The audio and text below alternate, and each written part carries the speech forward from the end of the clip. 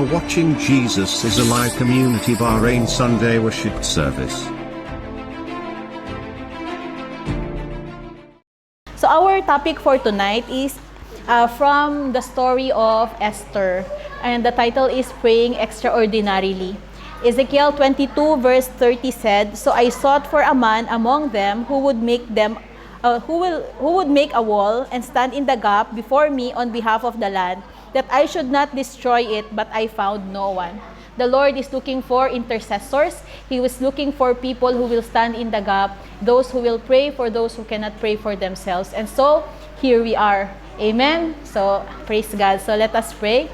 Amen. Hallelujah. Lord, we thank you that truly you have called us, Lord God, and you have brought us here in this place to be your watchmen, O God, your intercessors, O Lord. Continue, Lord, to purify us, purify our hearts, make us worthy to come in behalf of others, O Lord God. Make us, O Lord, take hold of our authority or our privilege to come in your presence, O Lord. Palagi po kami, Panginoon, magkaroon ng desire to seek you. Magkaroon po kami ng hunger for the bread of life, the thirst for your presence, O Lord God. Lord, we entrust to you this message. Will you speak to us in a personal way? Will you reveal more of your will and your purpose in our lives? Continue, Lord, to be in our midst. Thank you for the wisdom and for the knowledge and understanding of Holy Spirit. In Jesus' name, amen. Amen. So, for our introduction, there are so many kinds of prayers, you know. But prayer strategies go to the next level when situations reach a point of desperation. Naramdaman nyo na yung pinakamalupit na status ng buhay nyo na talagang merong mga tinatawag na ang tawag dito yung drop everything prayer. Yung sobrang tindi ng pangangailangan mo, you cannot help but stop and pray because nandun ka na sa bingit ng kamatayan. Meron akong narinig na anecdote, sabi niya, what is the best position for prayer? Sabi nung isang man of God, sabi niya, the best position for prayer is kneeling down before God. Sabi nung isang man of God, no, the best position for prayer, I think, is to lie down, as in nakadapa daw sa harapan ng Panginoon. Pero merong isang layman, isa siyang nagtatrabaho sa electricity company, sabi niya, the best position for prayer is when you're hanging upside down from the pole. Diba? Napakatindi nun. Pag matinding pangangailangan mo, yung prayer mo nagiging so desperate, so fervent, na talagang makakarating sa tenga ng Panginoon, di ba? So, praise God. So, ang reference natin ngayon sa gabing ito ay yung the story of Esther. Do you remember Esther? Esther was a candidate replacement for the Queen of Persia when the king deposed his wife, di ba? So, anong nangyari nun? From the palace, Esther heard about the situation of her people, the Jews, that they were about to be annihilated. So yung kanyang guardian, si Mordecai, nilapitan siya, sabi niya, Esther, you need to do something. You are in the palace and you can do something for us. Pero si Esther, nung una, hindi siya convinced. Kasi unang-una, hindi pa sila close ng hari eh. Nasa getting to know each other pa lang sila. At alam niya, pag lumapit siya sa hari, lagot siya, di ba? Pagka hindi in-acknowledge ng hari yung kanyang presence, nagsalita siya, tigok. But anong sabi niya dito sabi niya dito sa verse na to, nung na-realize niya yung kanyang situation, na-realize niya that the Lord has put her in that time and place for a purpose, then sinabi niya to sa Esther chapter 4 verse 16, "Go gather together all the Jews who are in Susa and fast for me. Do not eat or drink for 3 days, night or day.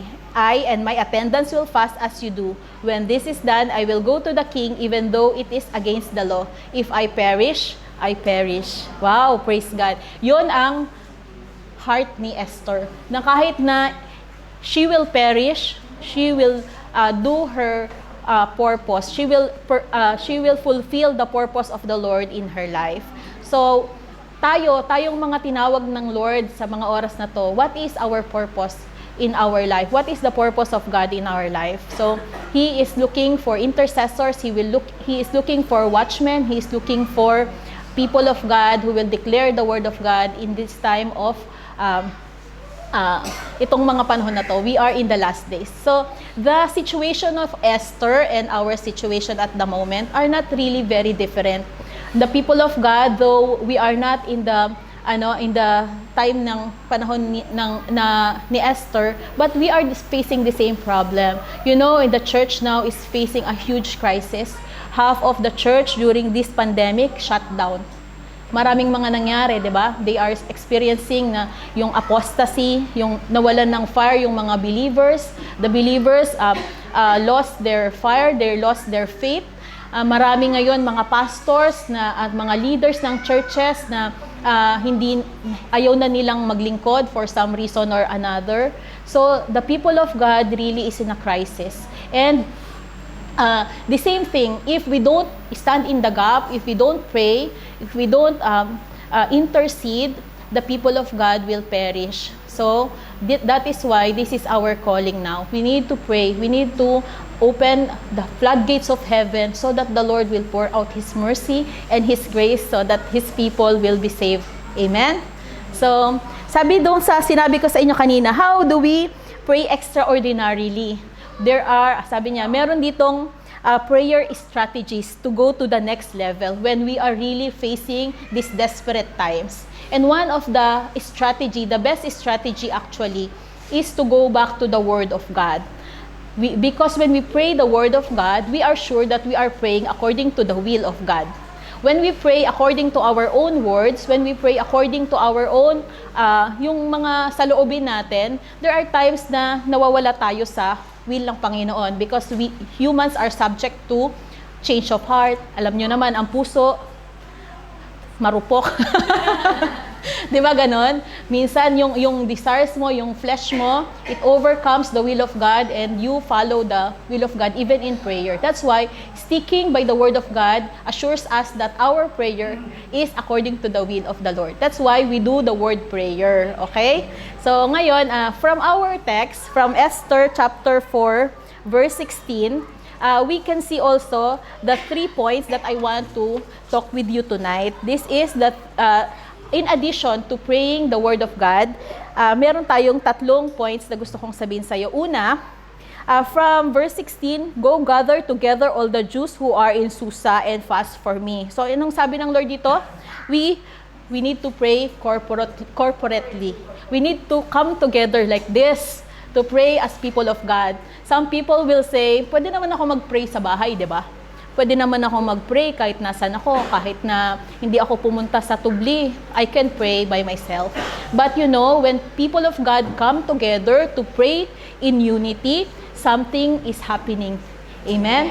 So, you know, in Acts chapter 1, when the people of God, the disciples of Jesus, they come together in the attic and they pray together in unity, there was great signs and wonders that happened, di ba? Napaka galing ng ginawa ng Lord. That's why sa Acts chapter 1 verse 14, nilagay ko siya dito. They all joined together constantly in prayer along with the women and Mary and mother of Jesus and with his brothers. So, praying on your own is good. This is communing with the Lord. This is presenting your prayers in front of God. But there is another kind of prayer which we are calling the church like this. That when we call the believers to come together in prayer like they did in the early church. When they went to the attic and prayed together, miraculous things happen. So, pray corporately. Katulad ng ginawa ni Esther when she gathered together the Jews who are in Susa and they come together to pray. Amen? So, point number 2 from the story of Esther is to pray with fasting. They prayed with a sacrifice. Amen? So, sabi sa Joel chapter 2 verse 12, even now, declares the Lord, return to me with all your heart, with fasting and weeping and mourning. So, when we pray with sacrifice, this is another kind of prayer that the Lord will really see our heart. Because, you know, ang prayer with sacrifice ay nakakatouch sa Lord. So, but I have actually learned another kind of fasting. Before, kala ko patagalan niya ng fasting o kaya patindihan ng fasting. Parang mas magaling yung nagtutubig lang tas walang kinakain talaga kaysa sa kumakain o kaya nagfa-fast ng 1 meal lang, ganyan. O kaya parang mas malalim sa pananampalataya yung mga tao na na hindi talaga kumakain, di ba? Mayroong mga ganun talagang 24 hours hindi sila nagfa-fast, hindi talaga sila kumakain. They are deeper in faith, ganyan. So pagkabago ka pa lang na Kristiyano, siguro isang meal o kaya hindi ka muna magso-social media, hindi ka muna magko-Korean novela, ganyan. Something else instead of food, ganyan. But I have learned during this time of prayer and fasting, I have learned pala that it's not in what you, hindi nandun sa gaano kalaki yung yung gaano haba yung fasting mo o gaano kalupit yung kind of fasting that you have take. Ang sabi ng Lord, rend your hearts, not your garments. Ang gusto ng Lord, yung relationship natin. Oo nga, hindi ka kumakain, pero at that time, nakalimutan mo naman nag-pray. Diba? Kasi sobrang gutom mo, sakit ng ulo mo. Naku Lord, sakit ng ulo ko, hindi ako makapray. Diba? So, mas mabuti na hindi na nag-pray ka na lang ng matindi kaysa sa nag-fasting ka pero nakalimutan mo mag-pray. Diba?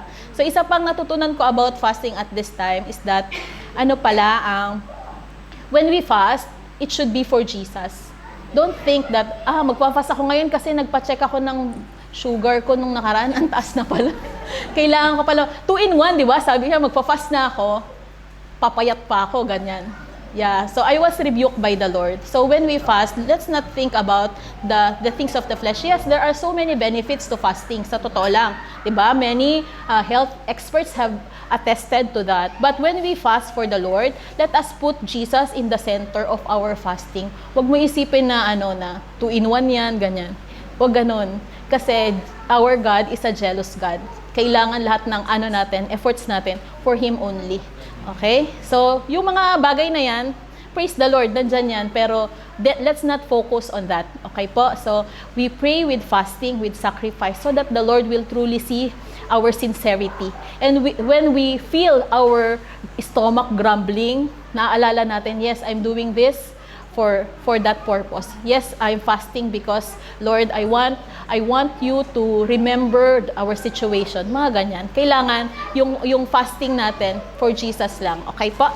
And number 3, let us pray fervently, passionately. Sabi sa Psalm 18 verse 6, in my distress, I called to the Lord, I cried to my God for help. From His temple, He heard my voice. My cry came before Him into His ears. Katulad ng mga Jews nung panahon ni Esther, they really cried to the Lord. They cried persistently and passionately and fervently. Dahil nga pag hindi naawa ang Panginoon sa kanila, yung kanilang lahi, they will be gone. 'Di ba? So anong reply ng Panginoon, 'di ba? What happened during Esther's time, because they prayed corporately, because they prayed with sacrifice, because they prayed fervently, the Lord was able to overturn, 'di ba? Si Mordecai inaape, he was lifted up. Pagkatapos yung mga Jews, nagkaroon sila ng kakayanan. Sabi nila, ang salita ng hari hindi nababawi. But the Lord made it so. Nagkaroon ng overturning.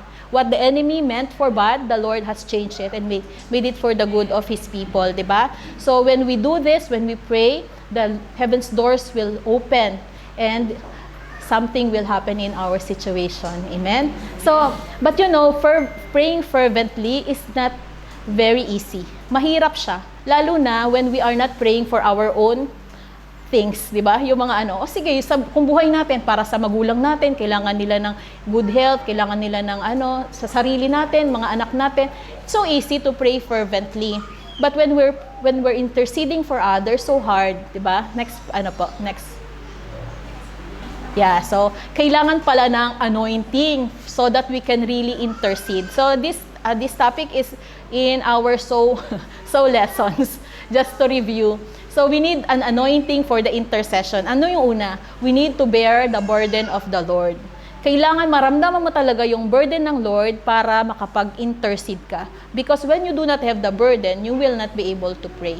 That's why we are praying for, in our, itong mga prayer meetings natin, sabi nila, bakit kailangan pa natin ipag-pray ang Israel and the world? Because we want to give you that burden to lift our eyes from our present situation sa mga, natin, yung mga personal nating problema, para makita natin yung ng Lord, yung kanyang burden para sa nations. Kailangan we should be part of the global church, hindi lang tayo nandito sa sarili nating mundo. Kailangan we lift up our eyes so that we will see our situation sa mata ng Panginoon. Na yung mga problema pala natin, napakakatiting. Anong problema natin? Wala tayong pera. Lagi naman tayong busog. Problema ba yun, di ba? So, it's so, sa lahat ng problema ng buong mundo, ano yung mga problema natin? Ang problema mo, love life, corny mo naman, 'di ba? So, when we open our eyes to see the burden of God, our own problems becomes very less. Wala na siya. So, praise God, 'di ba? Yung iniiyak-iyak mo sa kanto mo, wala na siya kasi you are praying for others eh. So, when you receive the burden of God, praise God. You also, kaya pala sabi ng Lord, cast your burdens upon me and I will give you rest. When we give the Lord our burdens and we take up His yoke, yung dinadala natin parang, ay wala na pala, no? Corny na, di ba? So, pangalawa, we identify the needs of others. So, ito yung, naalala niyo yung saying na, umiiyak ka lang na wala kang sapatos, pero nakalimutan mo yung mga tao na walang paa, ganyan. So, pag nakikita mo yung may mga tao pala na mas may nangangailangan sa'yo, no? So, we need to identify with the needs of others. We can only pray when we identify with them. We mourn with those who mourn. We rejoice with those who rejoice, di ba? Kailangan makarelate tayo sa kanila. Kaya nga, we need to pray for our enemies eh. Kasi, the more that we pray for our enemies, the Lord is teaching us to forgive them. Ganyan. Just as the Lord forgive us, then we will be able to forgive them if we pray for them. Because we identify with His needs. We identify how He see the world. We put ourselves in His shoes and feel His pain. Diba? Ano pa? We travail. We labor as in birth pangs. So, ang prayer, hindi yan isang iglap, di ba? May mga prayer tayo na sobrang hirap.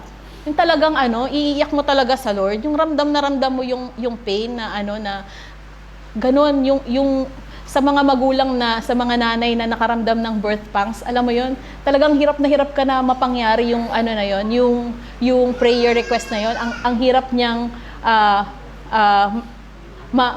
para ang hirap marinig ng Panginoon. But we persevere because we love those people that we are praying for. And the Lord is collecting our tears. The Lord is seeing our hearts kung gaano talaga karubdob yung desire natin para dun sa prayer request na yun. So, we travail. And this is the grace of God. We will not travail for anything else kung walang grace ng Panginoon, di ba? And number 4, we fight against the power of darkness. So, each believer can only intercede when we realize that we are standing in the gap, we are in spiritual warfare. That when we don't pray para sa isang situation, yung spiritual forces ng kalaban naka-ready, nakaamang, 'di ba? So if you see yourself like parang isang warrior na nandoon, nakabantay ka. So yung pag-intercede, it becomes easier. Kaya nga yung LPC, my heart is really breaking when I see yung islat na walang nakapray. Kasi na-imagine nyo kung isang fence yan ng prayer. Tapos merong isang group na nakalimot ng ng prayer nila. Hindi ba't gap yun? Tapos pwede yung pasukan ng kaaway kasi yung bakod kulang, bungi, 'di ba? That's why we need to be more fervent in our prayer. We need to be more serious in our prayer. Kasi this is a spiritual battle. Isang iglap mo lang yan na makalimutan. Merong opening sa kaaway. So, we need to really be serious. Amen? So, praise God. Pupunta na tayo sa ating conclusion. The Lord is looking for those who will stand in the gap. Like Esther, we are called for such a time as this. Let us not just stand here. Let us kneel here. Dito tayo mag-pray. Let us unite in prayer and see how the Lord will move in extraordinary ways. Amen? So praise God. Let us pray. Amen. Hallelujah. Father, we thank you, God. Thank you for your word, that through the story of Esther, you continue to teach us how to pray, O Lord God. Lord, give us the heart like Esther, O Lord God, that truly has the burden for the others, O God. Truly, Lord, that we will have that intercession anointing, O God, that even if we perish, we will do your will, O God. Continue, Lord God, to pour out the burden in our hearts to pray for others, Lord, not for just for ourselves. And Lord, as we seek you and all your righteousness, all these things shall be added unto us. Hindi na po namin kailang ipag-pray pa yung aming mga sariling mga needs, O Lord, because we know that already you are taking care of them. Lord, continue to give us that heart for intercession, love for others, O God. More than, O Lord God, our own selves, we will continue to pray, O God, and stand in the gap for other people. Lord, tulungan niyo po kami, Panginoon, to be prayerful believers. Lord, let Gia Baharin to be a house of prayer, O God. Patuloy, Panginoon, na turuan mo kami at tulungan mo kami, Panginoon. This is our prayer, our desire. In Jesus' mighty name, amen. Amen. Connect with Gia Bahrain through the following website. Need a Bible study group? We are so blessed you were able to join us today. God bless and see you next time.